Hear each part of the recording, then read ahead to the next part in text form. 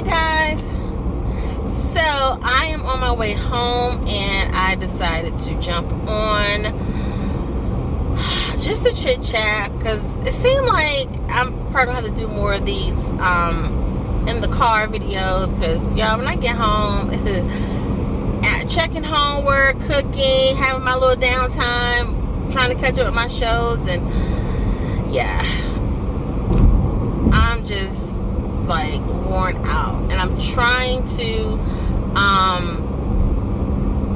go to work earlier so that I can get out earlier. Like, we have flex time, so as long as we're there between 6 and 9, you know, then it's all good. But so I've been trying to get in there like really early. But anyway, so what is going on? I don't even know the last time I uploaded a video. I got shows I need to watch and review. Oh my god, I think the Keyshia show is coming on tonight. I don't know if I'm going to watch it or not. I will watch, if you guys haven't noticed, I will watch shows. Like, I have intentions of watching them and doing reviews. But, you know, I start watching them, I may do a review or two, and then, like, I'm not feeling it anymore. So I'll stop watching it. And that happened with a couple of shows. Well, Greenleaf, I continued to watch it, but I just wasn't as engulfed in it. So that's why I stopped doing the reviews on that. But yeah, I will lose interest in the show, and I'm just like, yeah, I'm not. It's very hard for me to force myself to watch a show, to do reviews. But anyway, so Keyshia Cole show comes on tonight, I believe. I did watch her old reality show where her mom, Frankie, and sister Neffy was on it, which was a hot mess, but I did watch it years ago.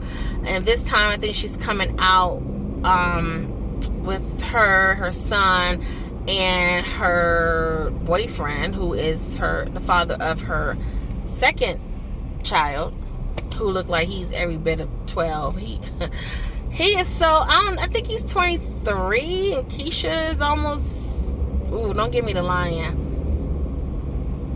I don't know, but I know she's very much, is Keyshia almost 40? I know she's much older than he is. But anyway, so I don't know if I'll watch it or not. We'll see. Anyway, so I saw the Soul Train Awards, and, you know, I stopped watching a lot of award shows a long time ago. Like, I guess as I got older, like, I don't watch the hip hop awards. Soul Train Awards, I will, and BT, I will check it out. But yeah, I easily get secondhand embarrassment, and once that kick in, I start turning the channel, and I just yeah. So Soul Train Awards, this is not a recap. This is just basically me talking about what I remember from the show, things that stand out to me. Okay, first of all, so Tichina Arnold and Tisha Campbell. Now, I love them both. Well, I like Tisha. I'm a big fan. I like them both. Okay, I guess equally. I think I'm a bigger fan of Tisha Campbell as far as, I don't know, acting, I guess. But Tisha, I'm all about, I know award shows, you know, those who host, you know, they tend to do little skits or do little whatever, monologues, whatever. I get it. Okay. But Tisha is just, that girl, she just be on like 10. She just be so hyped, like unnecessarily hyped. So as far as them hosting and doing their little skits, which I know they, you know, that's part of what they do, I could tolerate Tichina more. Now, she was getting on my nerves when she kept flirting with the guy, and I can't even think of his name, the dude that played Don Cornelius in American Soul show, which is a really good show. You guys check it out when it comes back on. It will be season 2. Really good show, and he's really good in it. I can't remember his real name though. But okay, she flirted with him. It was cute. It was nice. You know, it was funny. A couple of more times it was funny. But after a while, it was like, okay, like, I'm gonna need you to come up with something else, because it was just like, okay. Okay, but let me backtrack, because in the beginning, when I turned it on, Claudia, is her name Jordan? Claudia Jordan, hot mess. Like, she was trying to do, I guess something was going on with the cameras, and they didn't know if her camera was on, or if this camera was on, and just a hot mess. And it's like, you know, I love my people. I do. But it's like, when you compare it to other award shows, it's like night and day. It's always something. And it always seems so low budget, but it ends up being like a big old party with your auntie and your uncle and the people that didn't pay they fee to come. You know how it is. You know how in the beginning it's like everybody getting on your nerves. You know this person didn't send their money. This person coming with a 2-liter soda, but they taking 4 or 5 plates. Or look, they wrapping up 4 or 5 plates already before the dinner even started. You know, and then it just end up being a good time. And that's how I look at the BET Awards and the Soul Train Awards. It's like, it's always some mess. It's always some technical difficulties. It's always some stuff going on that only our people can do. But then it end up being really good, especially towards the end when everybody is just, you know, like you fall in love with and you appreciate what we contribute, our contribution to the music and the entertainment industry, and you just get engulfed in that and whatever. So in the beginning, when I turned, I saw Claudia struggling, and I was just like, and she was getting frustrated, like rolling her eyes, and I'm like, oh God, here we go. Donnell Jones, I love Donnell Jones. I think he's very talented, but when he started singing You Know What's Up, I'm like, okay, now this was years and years. Now I know people sing their old music, but a lot of times when you haven't been on the scene for a while, people tend to sing their new stuff because they want you to buy it. And they may throw in some of their old music, and they know that's what people want to hear. And because I know he did a song with John B that I believe came out earlier this year. I can't remember the name of it, but it's a much current song. And I figure he didn't do that because you know, maybe John B wasn't available, you know, and because it was a duet, he didn't want to sing it by himself, you know, whatever. But I thought he was really good. He was a little pitchy at times, but he was good to me overall. Anyway, so then we get into the show, and of course this was a tribute show to Jimmy Jam and Terry Lewis. So Tashina and Keyshia, okay, they started off doing a lot of Janet music, and of course they let it be known Janet wasn't going to be there. Now I will say, I thought that Janet would at least do a satellite tribute. I mean, they did show her, like, I guess when they interviewed different people, you know, she was in that lineup, in that clip, but I thought she would do an actual tribute where she's, you know, live, you know, via satellite, talking to them and, you know, congratulating them. I thought she was going to do that, because to me, honestly, like, a lot of times in music, you never really know who's behind the scenes, because what we see and what's presented to us is the artists. You know, we hear them, we see them, and that's what we know. Unless there are times where, say, like Teddy Riley, if he's in the actual song, then yeah, you would know Okay, and like Babyface. Babyface is an artist as well, but he also writes and produces. So when you see him singing with Toni Braxton, you're like, okay, I know that's Babyface, whatever. So a lot of times we don't get to know who were the writers or the producers and, you know, things like that, musicians, unless you, I don't know, people still do this. They don't even sell CDs anymore. Like back in the day, the album or the album insert or the back of the album, and also with CDs, they will have the credits, like who wrote the song, who wrote it, who produced it, things like that. And so that's when you would know.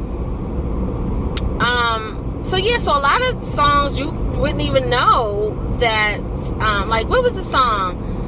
I'm only human, born to make mistakes. Is that how that go? I don't know, but I didn't know Jimmy Jam and Terry Lewis produced that or wrote that, you know. I became aware of them or introduced to them through Janet Jackson. Okay, when Janet Jackson came out with her Control album, honey, listen, and I'm gonna tell y'all something right now. A lot of times when I am talking about things, experiences, or anything, I always tend to relate it to whatever grade I was in. I don't know why, but I have been doing that, my God, since I've gotten out of school, since I graduated from high school. I just do. I don't know. But anyway, so when Control came out, I was in the 6th grade. So I was young. And I remember Jimmy Jam and Terry Lewis. That's when I knew about them. Even though they were in the time. Right, they wasn't with Prince. They were with the time. I mean, we didn't know. You know, we just knew Morris and Jerome because Jerome was up front with Morris dancing or whatever. But they were with the time. And who knew the whole time they were, like, writing and producing. So anyway, so the show was a tribute to them, and what a phenomenal, let me tell you something, once you learn what they have contributed to the entertainment business, just musical geniuses. I mean, you're talking about living legends, like, just phenomenal. And I really like that they are honoring and doing these tributes to people while they are alive, because, you know, a lot of times once they pass, then people want to do these tributes and all of that, which is fine too, but do it while the people are here and they can see and feel and know that they are appreciated. You know, I mean, I'm pretty sure there people tell them, but it's just, to me, I think it's nice and better and more meaningful when the people are alive, you know. So I'm very, very glad that they got to experience that. And yeah, so I thought Janet, because I think, and again, I'm just speaking from my generation and from my experience, they honestly were introduced to a large part of the world via Janet Jackson, because, you know, when Janet came out, honey, people, they were kind of in the forefront. Like, they were in her videos. Whenever she would do interviews, they were with her. Like, they were being interviewed along with her. So you kind of saw them a little more in the forefront. Okay, at least that's how I remember. So yeah, that's how I was introduced to Jimmy Jam and Terry Lewis, and I'm pretty sure they, you know, they produced and wrote for other people, but I didn't know to what magnitude, to be honest. So anyway, I said all that to say, I felt like the tribute just had to have Janet in it, a part of it, and I think she's on tour. New Zealand, I think someone said. I'm not sure, but anyway, I just thought that there would be more of a live via satellite tribute from her to them. That's what I thought, and that's what I was looking for. It didn't happen, of course, but, you know, they did have a clip of her along with others talking about them.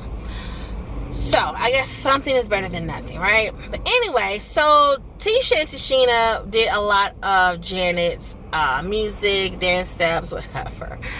And okay, to each his own, but I can't. Keyshia is just so over the top. She's just so loud, so animated, so hyped, so amped, and it's too much. It's too much. Like, okay, and then they just, I don't know. It's kind of like they just didn't have a script and they were just ad-libbing and just going with the flow. But anyway, so once they started getting into the show, let's see. Some of the highlights for me was Yolanda Adams. Oh, listen. You talking about a songstress? There's not that many people, and I'm talking about, you have your singers who are pretty good. There are not that many singers who can sing like Yolanda. Whitney was another one. I'm talking raw vocals, don't need any music, can just sing.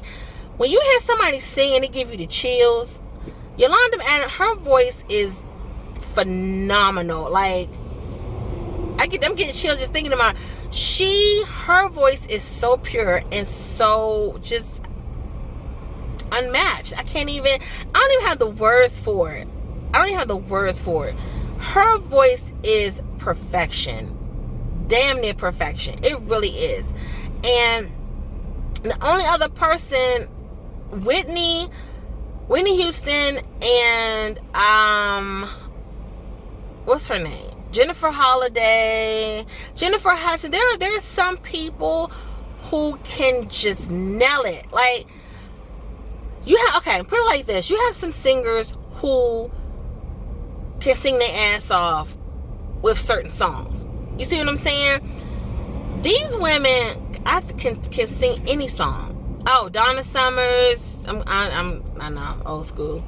But those women, I'm talking, can sing Luther just with a drop of a dime. Whatever song you give them, they can carry it. That's what I'm talking about. So Yolanda Adams, I was really happy to see her be honored. Well deserving. So that was a highlight. Kirk Franklin with his little cell. He is so Kurt is so petite. He's so petite, but I love him and his wife Tammy. I do, because they are the cutest.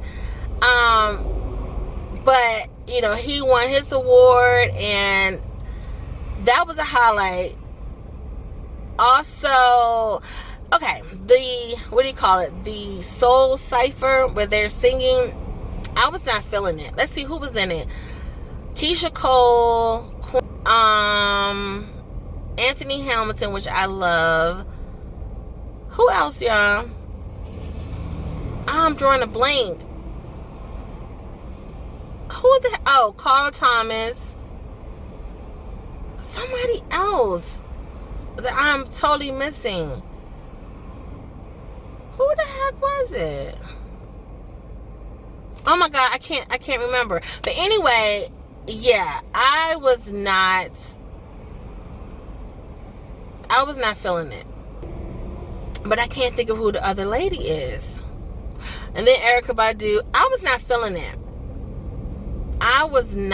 Damn, I'm pissed, y'all. Don't y'all hate when something is in your head and I can't remember who it was. But I wasn't feeling it. I was not feeling it at all. Anthony Hamilton sound good.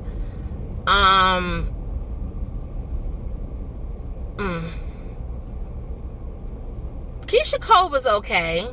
She was okay. She was a little, but I'm so pissed. If I remember who it is, I'll put it in this video somewhere, but I can't remember who the other person was. But it just didn't flow for me like it usually does.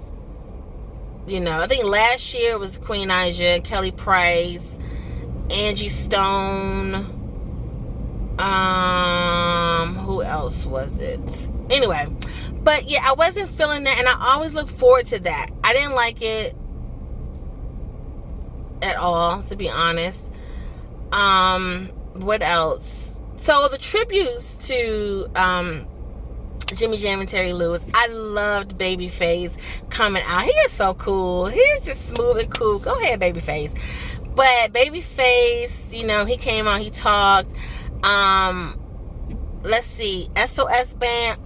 Y'all, let me tell you, I love me some SOS Band. I am 45 years old, all right? And I love old school music. Like, growing up, my dad, he was, oh my God, like, music was just playing every day, all day. And on the weekends, honey, my dad would have the music, and it was all different types of music. Like, he would play Beethoven and all kind of jazz and Quincy Jones and Duke Ellington and, you know, Diana Ross and SOS, all these people. He would, you know, it was just different genres of music. So I was exposed to it, like a lot of us, I'm sure, very early on. And let me tell y'all something. Okay, this is, I'm gonna tell y'all what grade I was in. This is how I do it. I remember being in the first grade, okay, and James Ingram song Just Once. I kid y'all not. That was one of my favorite songs in the first grade. And I remember being in class singing it. And my teacher, Miss Bass, she was so, like, you know, I'm like, first grade, what are you, 7? I don't think I'm 7. I don't know. And she was like, what do you know about that song? Because this was the music that was playing in my house. You know, my dad played it. So I was like, and I loved it. Y'all would tear that song up. It is still one of my favorite songs. But anyway, so, you know, when I hear these old school songs, I get really excited. So when I saw SOS Band, oh my God, I was so hyped. And it's funny because a lot of people are like, oh, they sounded, you know, like they were struggling. And I'm like, these people are not, you know, young teeny boppers. You know, I mean, if you've seen, and you can Google or YouTube and look at old footage of them singing live, you know what I mean? And see that they, you know, could get it at one point. But you got people that have the age, may have type ailments, whatever the case may be. I mean, we saw with Whitney voice was like angels, okay? And, you know, over a period of time, whatever caused it, but things changed. But I listen, I was so excited over the music that they were playing, baby. When they hit that "Tell Me If You Still Care," honey, tell me if you still care. Oh my gosh, why are you not getting over about me? That is my song. It was just so, yes. Sherelle and Alexander O'Neal, I love them together. And I remember watching, I think it was like a Behind the Music episode. And Sherelle was like, people always thought that they were a couple. And I guess people, you know, you think that when you have a duo, you know, a couple that's always singing duets, you kind of think, like, and I think for the most part, because people do end up having, you know, if not in a relationship, they have messed around. And she was like, it was never like that. You know, people always thought they was together, and I was one of them. I thought they did, but I love them together. I do. You know, it's like Tina Marie and Rick James, even though they were together at one point. But once you have a duo that have done a couple of songs together, it's kind of like, you don't, even though they're good in their own right and very successful in their own right, you still, it's just something about seeing them together, you know.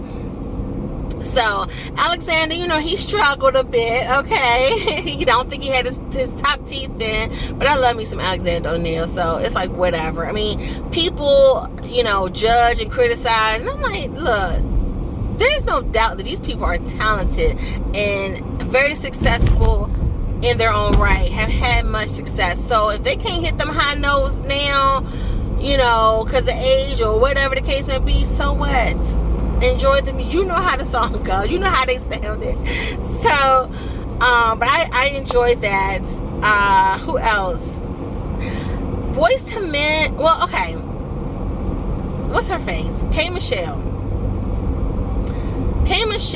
no doubt, can sing. I was not feeling this performance. I was not feeling this look. I just wasn't. I don't know. I think the hair was just too. It was too Ronald McDonald, Raggedy Ann red. It was too much with the white. It was too much.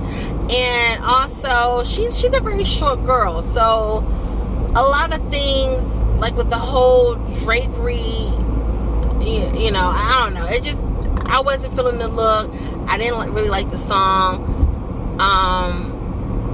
But she was sampling Boys to Men, right? And then Boys to Men came out and was singing something different.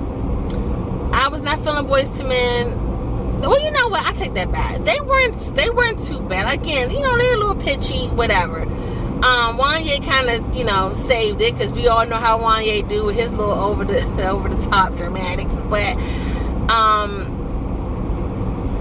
honey, what got me up, okay, and I was already clapping and, you know, bobbing my head, but what got me up, the time, listen, I have loved Morris Day since Purple Rain, all right? I love him.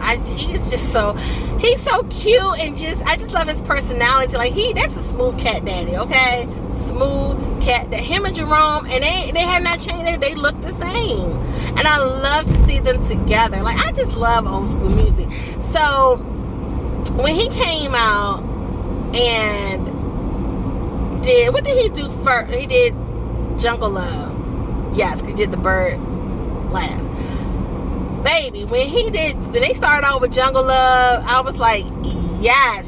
Yeah, I was hyped. And then Jimmy Jam and Terry Lewis and Babyface was playing their instruments. Y'all, I was so excited. Like, first of all, I love live music. I love to hear the live instruments and just to see people perform live. And they still had it. They was getting it, and I was having a moment. So I was really, really excited about that. Then when they did The Bird, I was like, it was good. That part was really, really good. It really was good. With the whole little choreography, you know, of course it's the same moves that they've been doing since Purple Rain, but it never gets old. It never gets old. I loved it.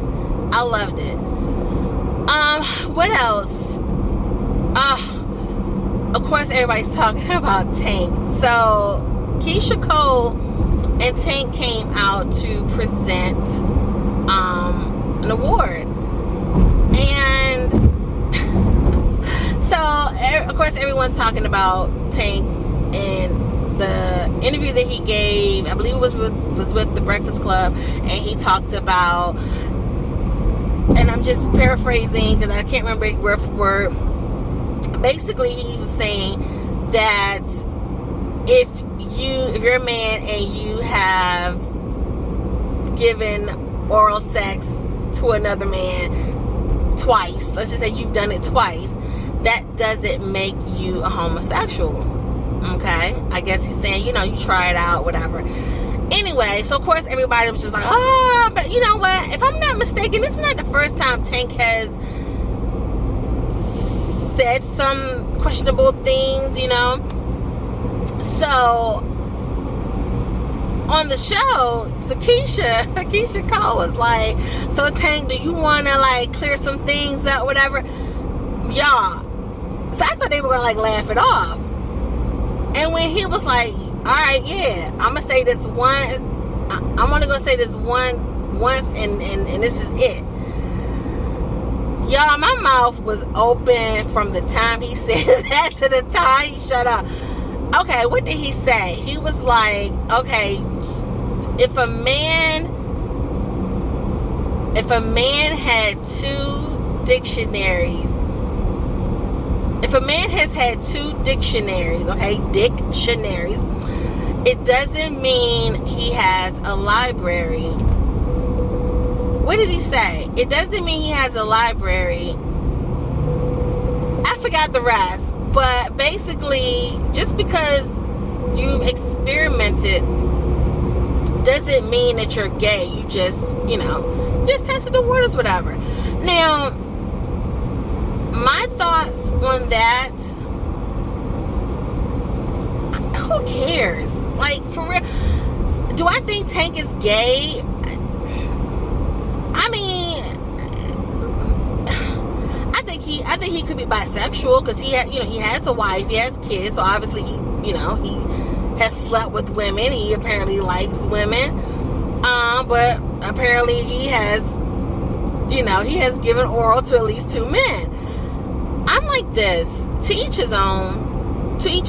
I do like the fact that he is able to kind of flip it, because a lot of times when people, especially when it comes to homosexuality, things like that, people tend to try to shame a person, and especially amongst black men, it's like, oh, the F word, I don't want to say it, but it's almost like that's the ultimate dig, that's the ultimate insult. And a lot of times black men would get like in an uproar, like, no, just going off. And he's like, whatever, and I think if more people just be open and honest. Well, okay, let me say this first of all. I don't believe that people have to disclose their sexuality. I never understood that. I feel like if you're gay, I don't feel like as a celebrity or whomever you are that you have to announce it. Why do you have to announce it? Okay, this is how I would do it. If I were gay, man or woman, whatever, I do what the heterosexuals do. Show up at a award show with your boo, your whatever, and if you're interviewed, and pose, do what you do. And if you're interviewed, you're stopped on the red carpet, and they're like, oh, hey, good to see you tonight. What are you wearing? Who is this you brought with you to the award show? Because they're gonna ask, especially the person standing with you, and just introduce them like anybody else would. That's how I would do it. I don't like necessarily this whole I gotta come out and tell people I'm gay before, almost like let me put it out there before they find out. Who cares? Like, who you sleep with has no bearing on if I'm a fan of your craft, of your music or your acting or whatever. Like, I don't care who you sleeping with at all. And I just feel like more people should be like that. And I feel like I wish more artists would kind of, granted, you never know what the label is saying or putting on them or whatever the case may be, but for some odd reason it just seems like, and not even in the entertainment business, in sports as well, they feel like they have to hurry up and get it out there before somebody else does. And I just think it's just so wrong. No one should be pressured to put their personal business out there. I feel like if you want to announce it because you're happy and you're getting married or whatever the case may be, that's one thing, but not let me get ahead of the story before it comes out and things are messed up. Like, I don't like that. Anyway, so as far as with Tank, it's whatever. The only person needs to be concerned is his wife, okay? And I'm pretty sure that by now they've had that conversation, because he's all out and open talking about it. That's their business. So I'm glad that he's not letting it get to him to the point where he's coming off angry or frustrated or bothered. He's just like, look, it is what it is. I'm only gonna say this one time only. Listen, he got two dicks under on his resume. Whatever, who cares? Good for you, Tank. As long as everybody that's in your sexual circle is aware of each other and is aware of what's going on. That's all that matters. That's all that matters, and that's all that who needs to know. Moving right along. So I was just shocked that they went there, because I was just like, but then I had to laugh, and I was like, see, this is what I'm talking about. Only in the Soul Train Award. Like, I'm just like, this is my people, and I love it. I love them, you know. But yeah, so that was the highlights for me. I did enjoy it. My favorite parts were the tributes to Jimmy Jam and Terry Lewis. Those are my favorites, because it was just good music. And I just anytime I can hear some good music, it just puts me in a good mood. And yeah, I was loving it.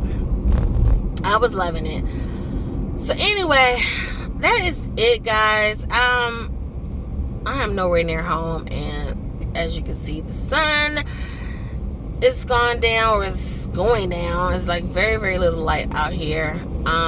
This is why I try to get to work early, so I don't have to be, because I hate driving in the dark, especially and if it's raining. I hate driving in the dark and in the rain. But yeah, so I will see if I'm gonna watch Keyshia Cole's show tonight. I don't know, but yeah.